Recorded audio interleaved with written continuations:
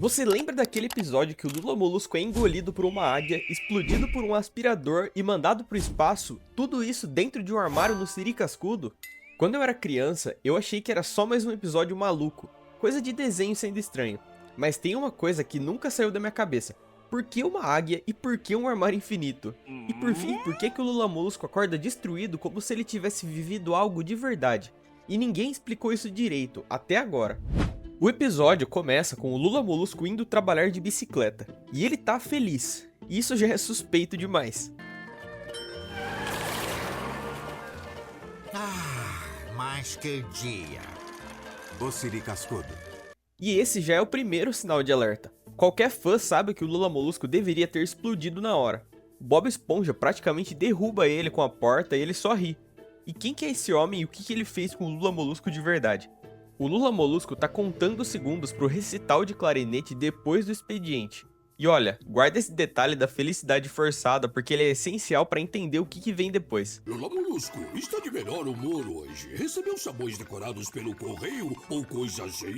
Melhor ainda, eu tenho um recital de clarineta hoje após o trabalho, então nada vai estragar o meu dia. Sinto muito, senhor. Não foi nada. E por um tempo, ele segura firme. Mas aí vem aquele estalo que a gente já conhece, ele perde a paciência, começa a exigir melhores condições de trabalho e saca o que talvez seja o objeto mais irreal do fundo do mar. Um livro de regulamentações trabalhistas.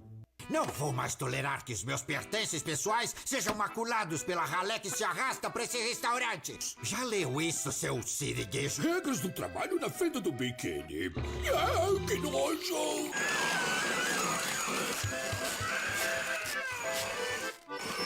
E o seu siriguejo, no estilo máximo corte de gastos, oferece um armário compartilhado que contém pó, mofo e um esqueleto, supostamente chamado de Stirling, do corporativo.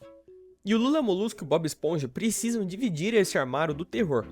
E o Lula Molusco guarda sua clarinete preciosa, e o Bob Esponja guarda uma escova de dente usada. E é aqui que as coisas começam a ficar estranhas de verdade. O Bob Esponja não só limpa o armário, ele transforma aquilo numa espécie de arquivo infinito, forrado de veludo e com mais de 2.000 gavetas. Não faz sentido espacial, mas começa a parecer intencional. O Bob Esponja está claramente perturbando ele. Por que você precisaria de 2.000 gavetas? Ele fica movendo a clarinete de uma para outra, tornando impossível de achar. E o Lula Molusco entra no labirinto atrás da clarinete, começa a ouvir risadas, ver sombras e aí entra num buraco. Muito parecido com Alice no País das Maravilhas e cai na terra da clarinete. E é aqui que o episódio sai completamente dos trilhos. Clarinetes em todos os lugares, altas, gigantes e apontando para o céu, e o Bob Esponja surge das sombras, sempre fora de alcance, rindo de um jeito que não é engraçado, é sinistro. E aí, sem aviso nenhum, aparece uma enorme cabeça de águia careca, sem explicação e sem nada, ela simplesmente existe, guardando uma floresta de clarinetes. E aí o Lula Molusco fala que tá tentando encontrar a clarinete dele. E a águia responde que uma clarinete não pertence a ninguém. Essa frase parece que ele tá numa seita no primeiro momento, mas ela carrega um peso enorme, e eu já chego lá. O Lula Molusco é engolido pela águia, a aventura continua no estômago da criatura. E depois vem uma sala de espelhos onde vários Lula Moluscos tocam clarinete horrivelmente.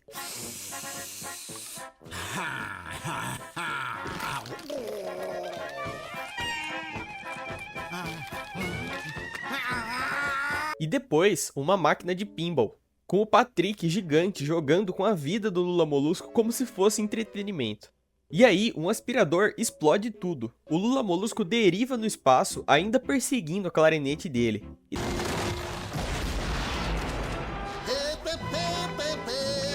Eu vou te pegar! Depois ele acorda encolhido no armário com uma cara de quem envelheceu 10 anos em 20 minutos. E o Bob Esponja tava com a clarinete o tempo todo. E o Lula Molusco joga o Bob Esponja no armário, tranca e manda embora. Mas é claro que o Bob Esponja aparece no recital de qualquer jeito. Pra chegar... Oi, Lula Molusco, não acreditaria no que eu tive que passar pra chegar aqui. Bom, esse episódio deixa muita coisa sem resposta. Por que a floresta de clarinetes? E por que a águia? E por que a lógica vai desmoronando cada vez mais conforme ele avança? Tem um detalhe bem sutil logo antes de tudo isso desabar. O Lula Molusco inala uma nuvem densa de pó do armário. E a partir daí, nada parece real. Esse é o momento em que a realidade começa a dobrar. Porque não é um pó comum. O armário tem um esqueleto, ferrugem e anos de mofo. Sabe-se lá que tipo de fungo mora ali dentro. Aquele momento em que o Lula Molusco aspira tudo, é aí que tudo quebra. A última coisa concreta que acontece de verdade é o Bob Esponja forrando o armário de veludo. Porque quando o Lula Molusco acorda, o veludo ainda tá lá. Tudo que vem depois disso é dentro da cabeça dele, enquanto o corpo dele rastejou pro armário feito um animal exausto.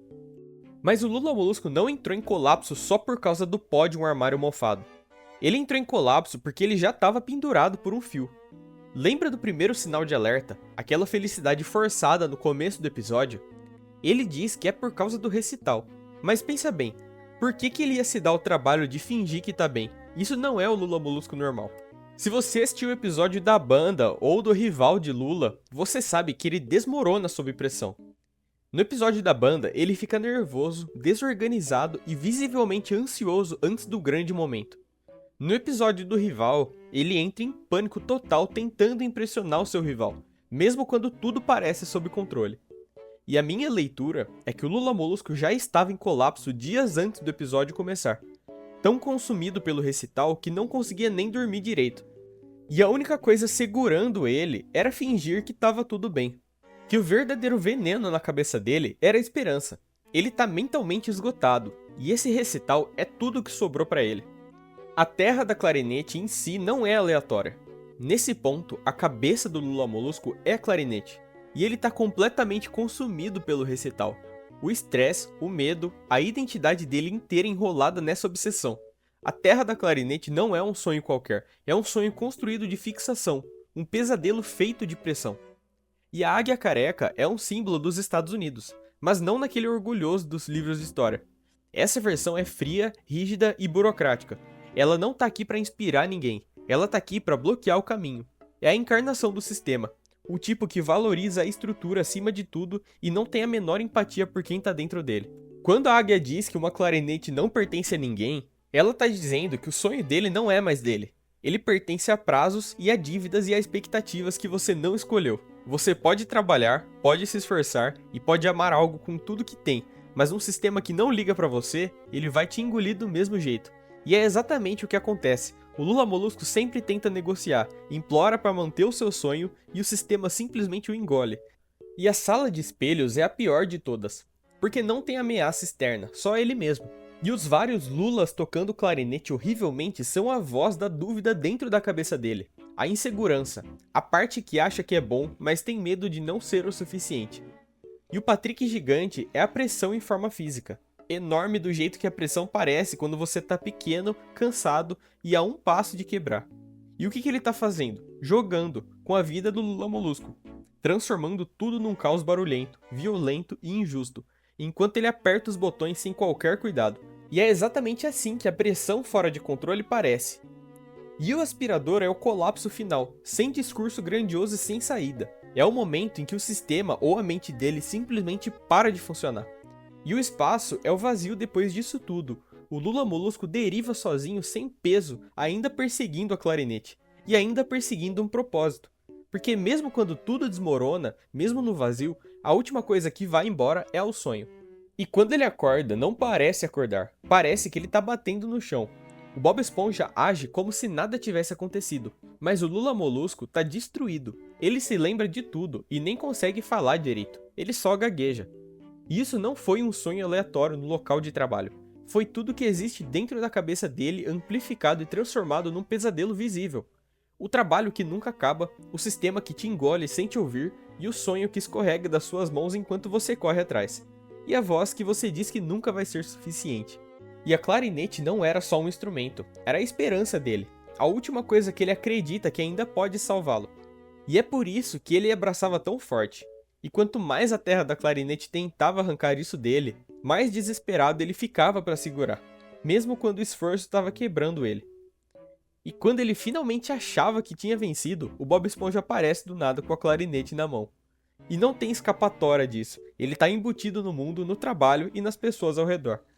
E o que o episódio realmente diz? O Lula Molusco não é só um personagem tendo um sonho esquisito. Ele é qualquer pessoa presa no loop, fazendo o que mandam e fingindo que tá bem, correndo atrás de algo que continua se movendo num mundo que fica cada vez mais barulhento, pesado e difícil de entender. E é por isso que esse episódio pesa mais do que parece. Ele se disfarça de uma piada surreal, mas não é. Ele é um recado e uma advertência embrulhada no absurdo. Uma forma de dizer que talvez você seja o próximo. Especialmente se você vive num lugar onde o discurso é que qualquer um pode vencer se trabalhar duro o suficiente. O que você acha dessa teoria? O Lula Molusco realmente entrou na terra da clarinete ou foi só um sonho maluco? Deixa aí nos comentários e se inscreva para não perder o próximo vídeo.